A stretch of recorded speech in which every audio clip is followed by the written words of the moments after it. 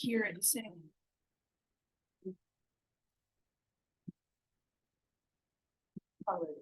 Yeah. Want to make sure. Alrighty, so we're in the class visualize or fossilize. So, are you a teacher source? Well, let's find out. So let's look at some symptoms that'll help you find out. Do you only use visuals that are provided in your resource kit? You limit the room decorations to only the paint on. You think using the Bible is, which it is important, but it's more important, and you rarely pick up the visuals, flashcards to show the children. You bought the last cool visual 10 years ago, and you still think it has a good 5 years left. Did you have any of these symptoms? Then you have fossilized into the dreadful teacher source. But there's hope for you. A cure is available. Visual aids used effectively can turn fossilized teacher sources into a dynamic communicator. So that's what we're going to learn about today. How to become a good communicator using visual aids. So first of all, let's define what a visual aid is.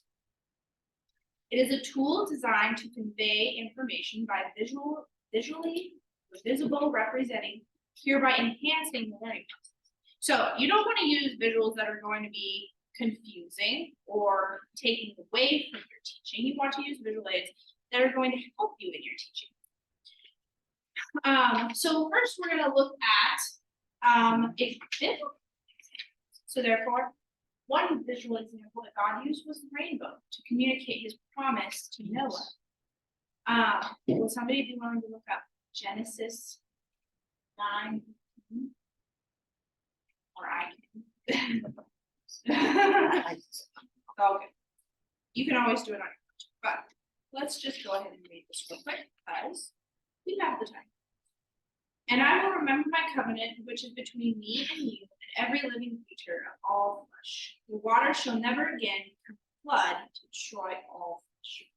So remember his covenant. And then in next, the brazen serpent. So the Israelites were commanded to look up at and believe in God so that they would speak up at the.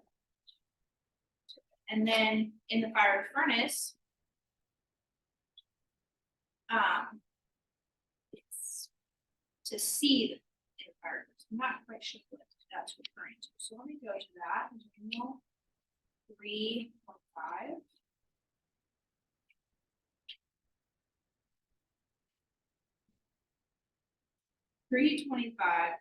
Look, he answered, I see 4 men loose walking in the midst of the fire, and they are not hurt. And the form of the fourth is the likeness of God. So that's what King saw. Oh, Eli, would you get that? And then in John learning about Jesus, hear and see. So that would be when John the Baptist, I believe that's what that was. When John the Baptist, he was questioning whether Jesus was actually the Son of God or not. So when his disciples went to Jesus, welcome ladies. Yeah, Jesus said, what have you seen? What do you hear?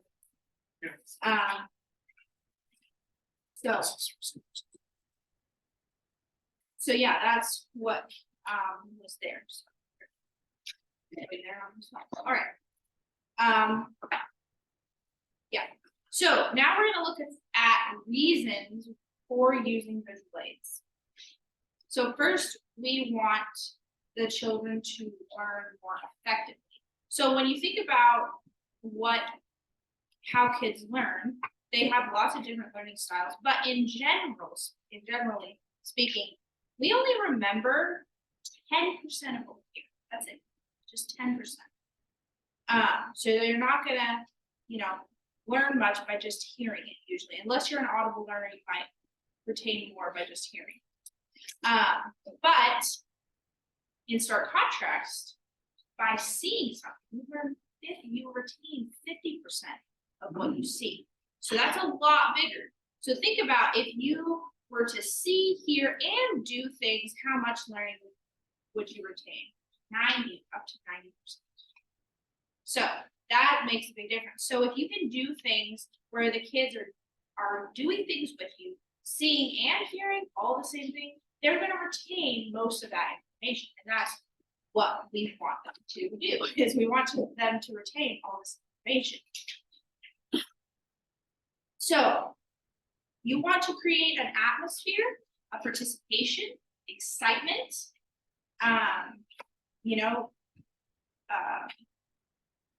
again, you want all of your decorations to enhance their learning process. Again, not to distract away from the learning process.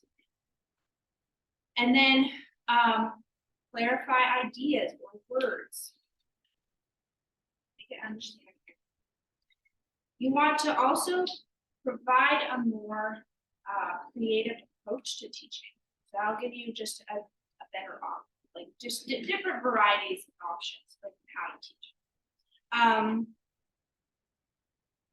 And then next, selecting and using. So these are the building blocks of selecting and using templates. So first, realize they're only tools.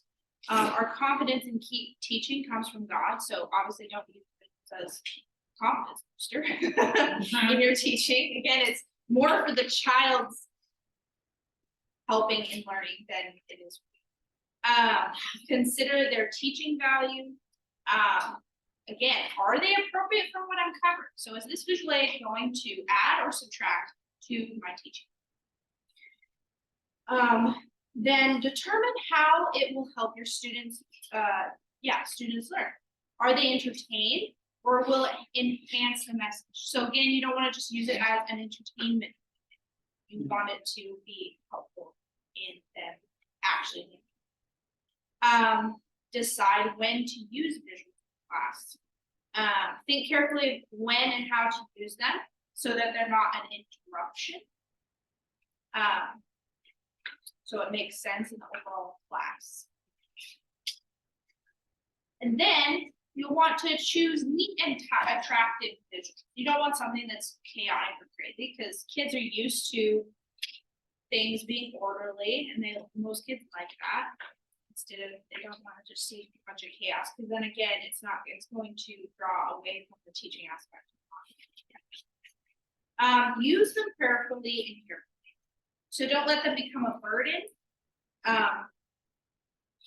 but only use enough to make the learning experience effective. So again, you don't have to use everything in one session and then don't do anything later. You want to kind of spread it out so that it makes, handle them correctly. So when you're using like flashcards or other visuals, make sure that, you're not showing the next picture, or so all the kids are like, because they will do that if you mix up sometimes. And that happens.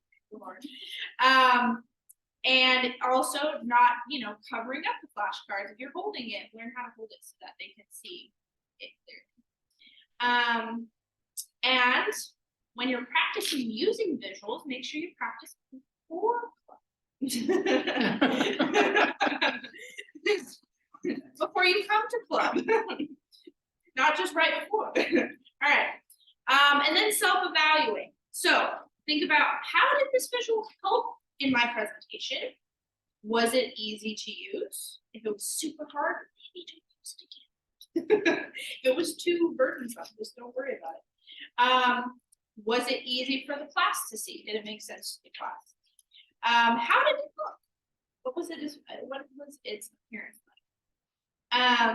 And then what changes, if any, should you make next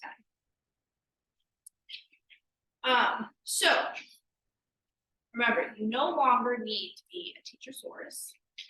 So determine to broaden your use of visual aids.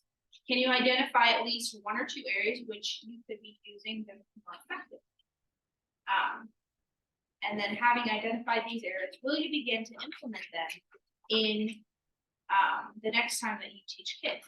Now, we're going to actually go through and look at several different options that you guys have. We get to watch some videos. Yes, so let me get out of here. And then I will, what's in this slide.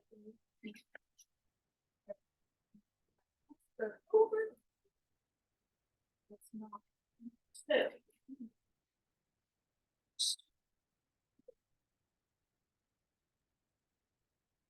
That.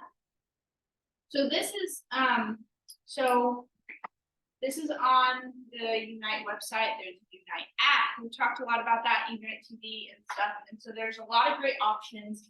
And so, you know, as you're learning motions, and if you want to do this occasionally with kids and you have an option for maybe doing some type of a projection thing, for kids, this is a good way to show them certain songs and stuff to help them learn because they get some nice visuals. And it can also help you as well as the teacher. So we'll just go through and watch this song, and then I have another like mini story here with stuff you could. We'll see. Yeah, this.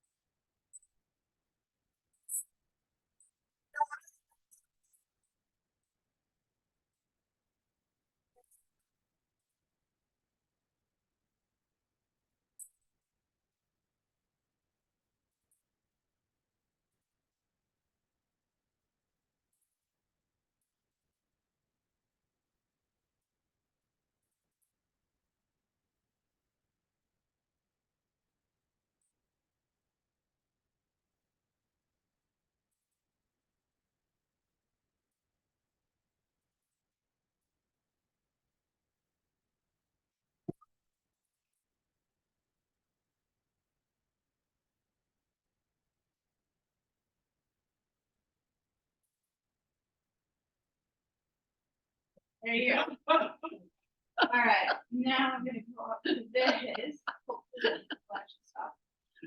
So there's also a lot of like mini stories too, and there's a lot of them that are animated, like this one. So a little bit longer. Sure.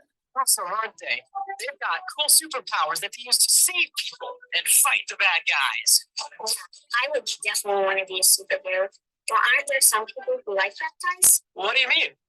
Well, sometimes the bad guy has a cool costume and awesome powers. Plus, he has an interesting backstory. He got hurt, so he wants revenge. Or he wants something good, but he gets it in a goofy way. I see what you mean. Still, bad guys need to be stopped. If the superhero doesn't stop him, he'll keep on breaking laws and hurting people. Right, but in real life, the bad guy doesn't always get stopped. There are bad people who keep on doing bad things and hurting people. Some of them even get popular or win everything because of the evil things they do. Huh? But you know what? One day God will give every bad person what they deserve. They will be punished for the evil they've done. God is good, so he does not ignore sin. If God doesn't ignore sin, why doesn't he just stop it right away? Because he wants to give people grace. He loves them and gives them second chances all the time. Wow, I never thought of it that way. That's cool. Yeah, it is. But what do you do with God's grace? Do you accept it, or do you choose to do things your way? I mean, I kind of do bad things sometimes, but I'm more like the good guy. Are you? Whenever you think, say, or do something that goes against God, you sin. You act the same way a bad guy does. Have you ever sinned? I mean, yeah. Then you are a sinner. Listen to what the Bible says. The heart is deceitful above all things and desperately sick. Who can understand it? I, the Lord, search the heart. That guy is a bad guy, not just because of the bad things he does, but because his heart is evil. God knows our hearts, and he says they are sinful. You sin because you're a sinner. So that makes you The bad guy? right. And didn't you say that God will give all the bad guys what they deserve? Yes, Romans 6:23 says the wages of sin is death. That's the punishment you and I deserve for sin, to be separated from God forever. Your sin is so bad that even doing good things to try and make up for it, or feeling sorry about it, won't fix your heart. But there's great news. God loves you. Remember, He gives us grace? Yeah. Well, God loves us, even though we are the bad guys. So He gave us a special hero to rescue us from sin. Really? Who? He gave us His perfect Son, Jesus. Jesus showed that He is God by doing amazing things, like healing people and raising them from the dead. He never sinned once. He loved all people and obeyed His Father all the time.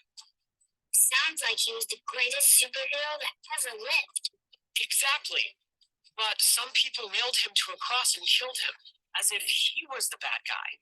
Jesus bled and died for your sin, so you wouldn't have to be separated from God. He rose again from the dead, and now He can make God's enemies His children when they trust in Him. God forgives your sin and gives you His goodness when you ask Jesus to save you. You mean if I ask Jesus to save me and forgive me, then I am not God's enemy anymore? Right. Romans 10:9 says, if you confess with your mouth that Jesus is Lord and believe in your heart that God raised Him from the dead, you will be saved. When God saves you, you get the best mission ever. To make you strong and brave to tell other people how Jesus can save them. What about you? Will you accept God's grace? Would you ask Jesus to save you?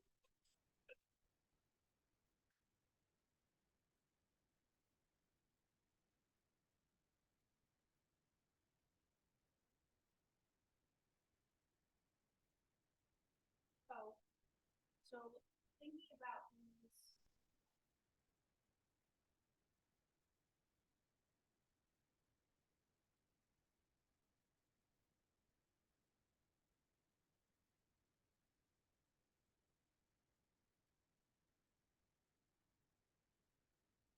All right. So I want you to think about kind of how you might implement certain songs with actual visual. You could just, song. But there's obviously this option as well. If you want to do it that way, if you don't want to use like visual that. And then follow along. You have to have the equipment to be, That is very true. which I don't. Correct. But then also just using little video clips like that too, even maybe just having the kids listen to it. Or giving, or like that's kind of like an object lesson anyway. And then maybe implementing that into your club in a way. And if you don't have, you could even make like certain pictures that maybe go along with the story. But yeah, anybody have any ideas of how they might implement something like this?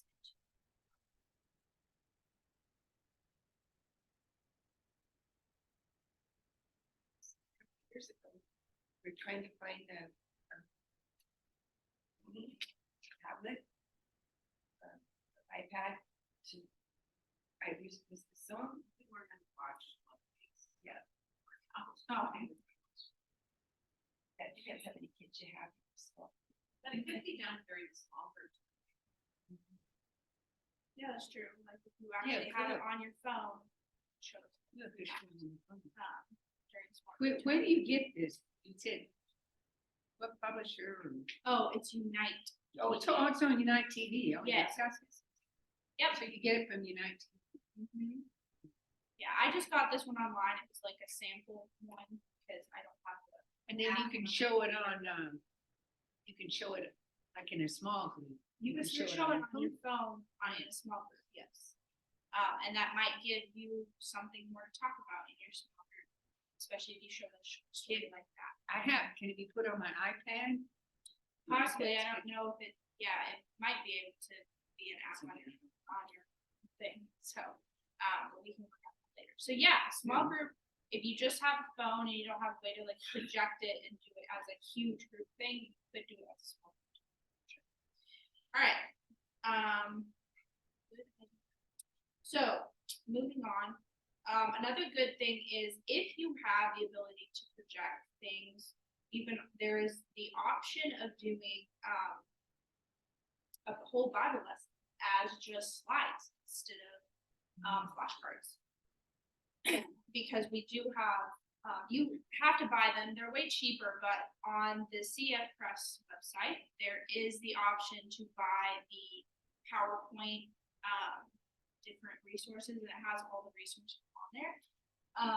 This one I just pulled from the older one. This is Samuel and Saul. And so you can see how it kind of just progresses. There's actually a lot of slides because it goes back and forth between, hey, look, it's a map. Yeah. And then it goes right back to the same Bible lesson like slide. And then you have like Word Up in there. But again, it still goes back to the same slide that you were on. But kind of gives you an idea. There's another map. It did go to the same slide. It kind of gives you an idea of what it would look like. Yeah. So there's that option too. That's available to anyone. Yes, but if you purchase them through CF Press, they are very cheap, the online version, versus the actual visuals. So they're like super cheap, the download ones, really cheap. And you get them like the same day. You get them like the exact same day that you purchase them. They'll come into your email. So it's really nice. Then you can also do games as PowerPoint. So we're gonna have a little fun thing. We're gonna play some games. So this is called Concentration. Can you remember? So this is basically like if you've ever played the game. So the first person, what 2 cards would you like? Number 2. Column 2, number 2. The next one. Column 4, row 3.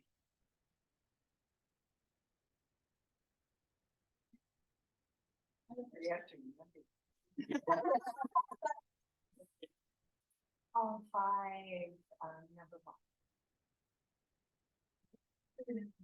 Column 4, number 4. No, that's number 5. Oh, that's no, I'm sorry, number 3. Somebody else get it. Okay, column 5.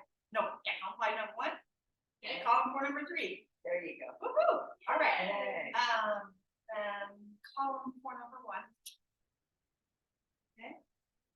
Oh. Column 4, number 4. There you go. Oh, she's so sweet. Column 3, number. I assume I get to keep going till I do this. Yeah. Oh, I mean, I get it. That's how it. That's how it normally works. Column 1, number 1.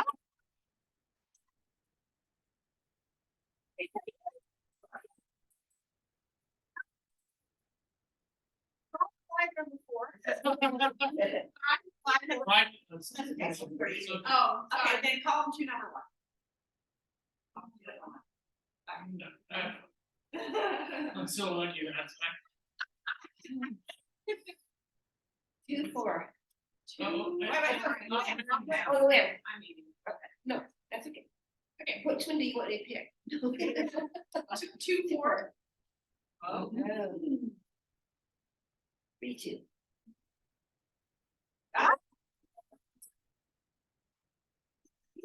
And 1, 4. 1. Oh, see that? Yeah, is it 5, 3? Might be 3. 5, 2. Hmm.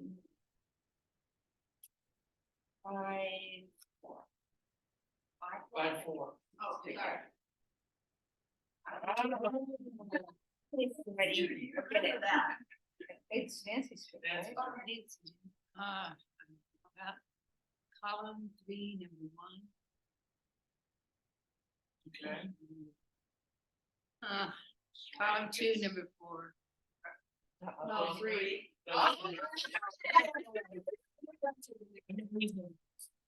You got, I can't read it very well. Oh, it's okay. Column 4. Okay, so no you- one there. There's Only only one one. in there. Oh, gosh. The next column 5. All five is- No. Okay, column 2, number 2. And column 5, number 4.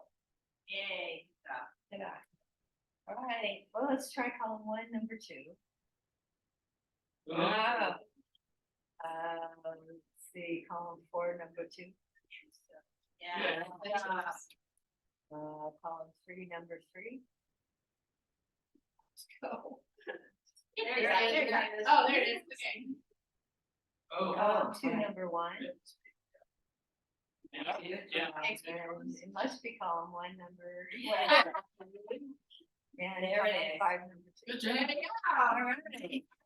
And as you look at these symbols, some of them actually correspond kind of with, like, what we've learned in, Symbols related to Yeah. teaching.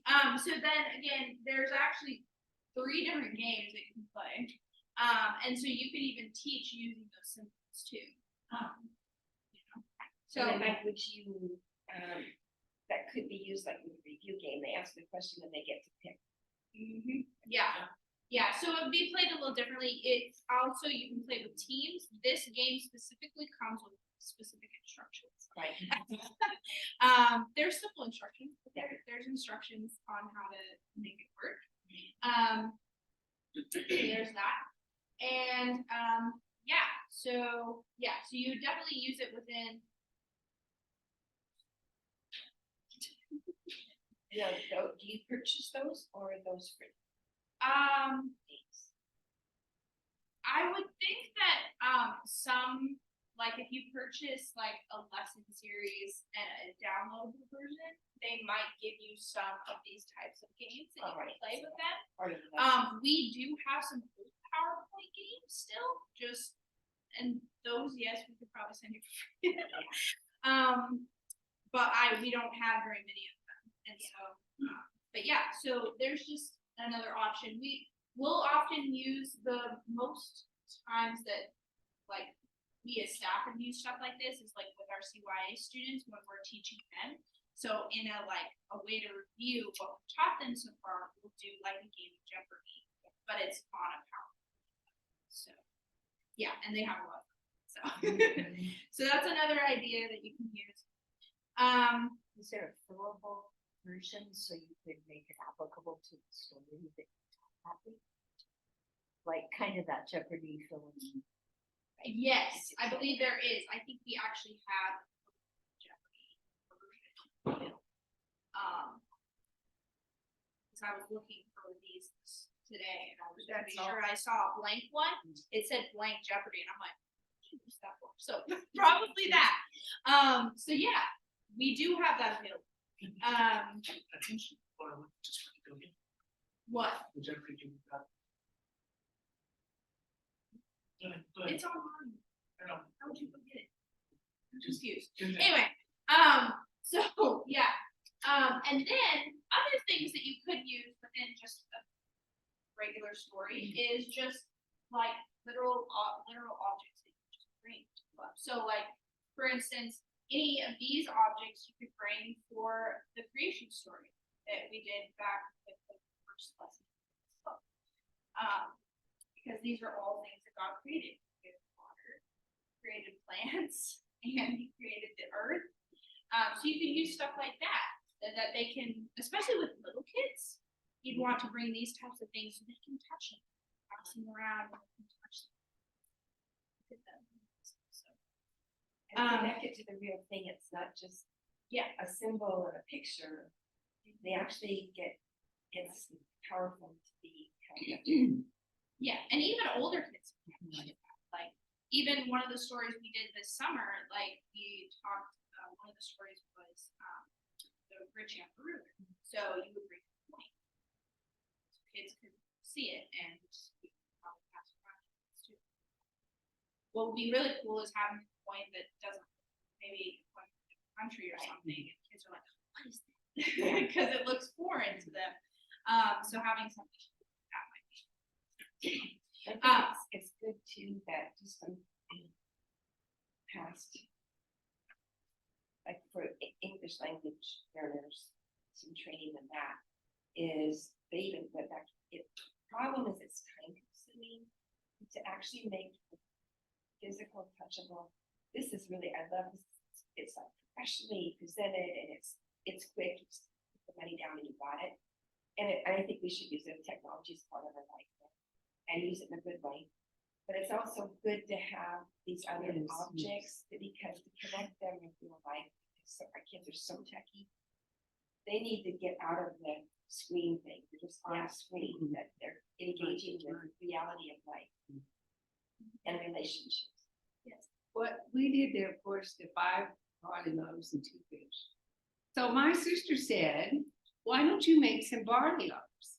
I said, are you kidding? I'm not gonna make any barley loaves.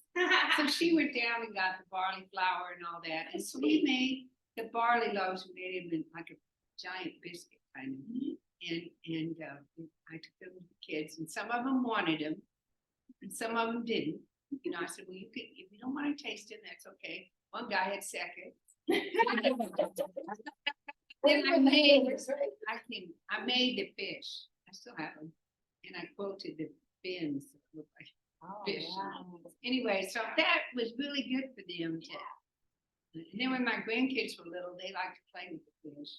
So it's good to have. Yeah, Something so, that happened yeah, touch so and- again, Janice, you you did know, the 5. And also with this, I don't have an iPad. Yeah. So Yeah. how do I do this? Yeah, Of course, so- I'm with you. I'll let you do it because you. Yes, so Let another team member do. if we ever wanted to go digital like this, we could make it work. But I think right now, because we're not kids yet at this No, we particular can't. club, so probably stick with it. But if somebody on the team has an iPad, we can- Well, yeah. And some- it is possible, like used in the library, made a Jeopardy game on a poster board. You know, then I Yep. could just take whatever the lesson topics were, make up your own questions and pop them in there. I use library envelopes to be for the different. Now, I sections. did Jeopardy with the prep kids. These were, I call them street kids, they were wild. 4th and 5th. Anyway, they loved it. And the way I did it is you get these, it's kind of like the old photo album things, you move the plastic, and then you put something in it. Yeah. Okay, so I did that and I clipped it on my flannel board. And I clipped it all in there, and then they would say, okay, I want, and they would choose the one for whatever. Yeah. And it was, had to do with the lesson. Yeah, And then I would, and then I want whatever, and then the number, and then I would read that question, and they loved that. And I just, then we had a missionary story about these 3 missionary kids. They went to some island somewhere. Anyway, they had a tour of the island, and it was really good. The kids really liked it. They said that they wanted to do Jeopardy with that. So I did Jeopardy. You can't make it. It takes more time. But I just put it in that little thing, and they really liked it. so thinking about like maybe the next lesson that you're probably gonna teach, or will be taught, there often are suggestions in the teacher's manual of different objects you could bring. Sometimes not, so sometimes you have to kind of come up with something. But like, say, the 4th lesson,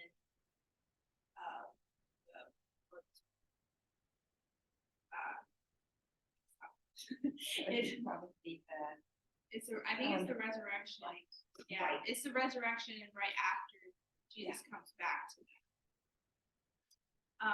And it's really about just believing. So what could be an object you could bring? the land has this cool tune that you can roll the rock away and it's empty. There you go. You could do something I like like that. Yeah, something like that for sure. You could even just bring something white. Yeah. Like a white linen or something, kids could feel it or something. Oh, what they do with the resurrection eggs, Yeah. buy them, and they have the last one is white and it's empty. So that's a good Yeah, one. so that would, you could use Another that as video. kind of like an object lesson if you did something like a gospel spotlight area or the growth kind of wonder time, that's what's Yeah. called. Like, what is it called? The wonder time. So often during wonder time, it's like a little story, a short story, or it's just kind of reiterating more of what you're teaching that day, or it could be an object lesson. So you could even do an object lesson based on what you've already taught, kind of just driving. And you could use those different visuals in that time. I was gonna bring up, I think it's really hard is in the CDF club, usually you have spread of ages. True. If you had just fourth and fifth graders, no problem, you can just do the Jeopardy game, but when you've got preschoolers in the same club as we do, Yeah. it's really hard to find games that they can all do and all participate. So I always have to take that into consideration because like, the stuff I'm teaching, the sixth graders, well, you can plan just for that age group. Yeah. Often But with she is good at it, though. She has her questions for the whole range. And then she'll ask the question too. So I think you do a really smooth job of covering for that gap, but it is hard. Well, the activity. Yeah. right. So, yeah, Like with the Jeopardy games, game for yeah. preschoolers would Yeah. Probably no, not. like, And another thing too is certain games like, I think preschoolers could do a matching game, Oh, yeah. you know? So, and you don't have to do that online either. You could make up your own cards and do it that way too. Or you could do points with it too. Like however many points they turn over, if they turn the same amount, they get to keep those points or whatever. You could do it that way, as simple as that. You could do even just, point games. I normally, when I have that big of a range, there's certain age groups that don't like competition. So what you can do instead of doing competition, make it so everybody is kind of like an individual or they're all playing together so that they're all trying to add up their points and see how many points they can end up with in the game instead of having two separate teams going against each other.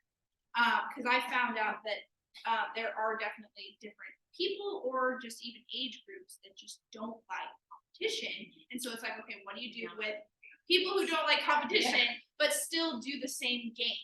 And I found that most of the time if you just have everybody going to a certain, then everybody. So we that's go, an example. we do competition because you're gonna lose more kids if you don't. That's true. And we're not losing preschoolers so fast. Yeah.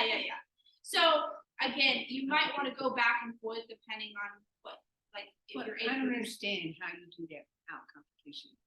Like, everyone has their own goal. You have 10 kids and each have their own. No. It's like everybody's trying to get to the same goal. So you're trying to get as many points as possible. But a whole group of kids is trying to get as many points. as Everybody. possible. So they're all working together. Earning the goal. Yeah. So you set like a goal for the class. And then everybody answers their questions and whatever points they get, it's the class points. Class wins. Yeah, and so class is trying to compete as a team of its one to reach the goal. We set a goal. But there's only one class. Yeah, Yeah. that's right. So But how is it's that? not a I mean, that- competition. It's a competition with goal, like Yeah. you say, Yeah. 100 Right. or 500. Yeah, but Try to better yourself. it only, So- Sorry. I don't get it. It's okay. It's okay. No. You're not in once- charge of once the you games get it, anyway, once so you it's get fine. Anyway, so yeah. I might be someday. But all of this is, I thought, oh, this is interesting when you started out because I thought, I've been trying really hard to not make up my own visuals because I thought I was supposed to stay for the curriculum. Yeah, you don't have to. I mean, you can, and you can definitely get ideas from the curriculum, but Alright. you can come up with your own All right. visuals.